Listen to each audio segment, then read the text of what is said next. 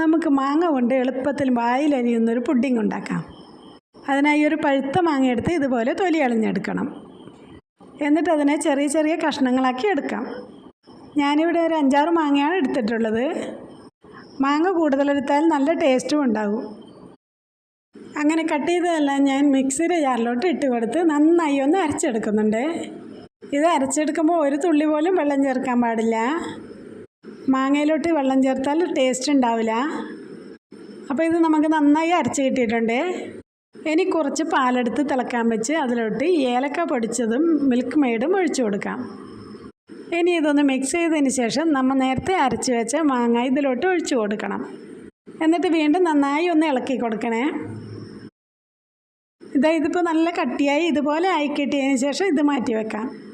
ഇനി ഒരു ബ്രെഡ് എടുത്ത് ഇങ്ങനെ ഇഡ്ഡലി പാത്രം വെച്ച് ഷേപ്പ് ചെയ്തെടുക്കുന്നുണ്ട് ഞാൻ. ഇതുപോലെ 4-5 ബ്രെഡ് ഞാൻ ഷേപ്പ് ചെയ്തെടുത്തിട്ടുണ്ട്.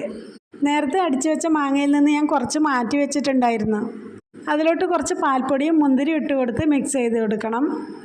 എന്നിട്ട് കട്ട് ചെയ്ത് വെച്ച ബ്രെഡിലോട്ട് ഈ മിക്സ് തേച്ച് പിടിപ്പിക്കണം. ഇനി വേറൊരു പീസ് എടുത്ത് ഇതിൻ്റെ മേലെ കൂടി വെച്ച് കൊടുക്കണം.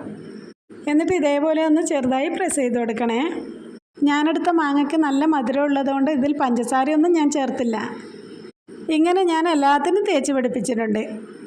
അപ്പോൾ എല്ലാം ചെയ്ത് കഴിഞ്ഞു. ഇനി നമുക്കൊരു ട്രേയിലോട്ട് വെച്ച് കൊടുക്കാം. എന്നിട്ട് നേരത്തെ തിളപ്പിച്ച് വെച്ച മാങ്ങ മിക്സ് ഇതിൻ്റെ മേലെ ഒഴിച്ചു കൊടുക്കാം. മാങ്ങ മിക്സ് ഇതിൻ്റെ മേലെ ഒഴിക്കുമ്പോൾ മുങ്ങത്തക്ക രീതിയിൽ വേണം ഒഴിക്കാൻ, എന്നാലേ അതിൻ്റെ ടേസ്റ്റ് കിട്ടൂ.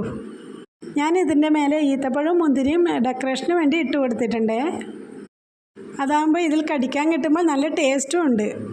അപ്പോൾ ഈ നല്ല വായിലെലിയുന്ന മാംഗോ പുഡിംഗ് എല്ലാവരും ഒന്ന് ഉണ്ടാക്കി നോക്കണേ. എളുപ്പത്തിൽ ഉണ്ടാക്കാനും പറ്റും, നല്ല ടേസ്റ്റുമാണ്.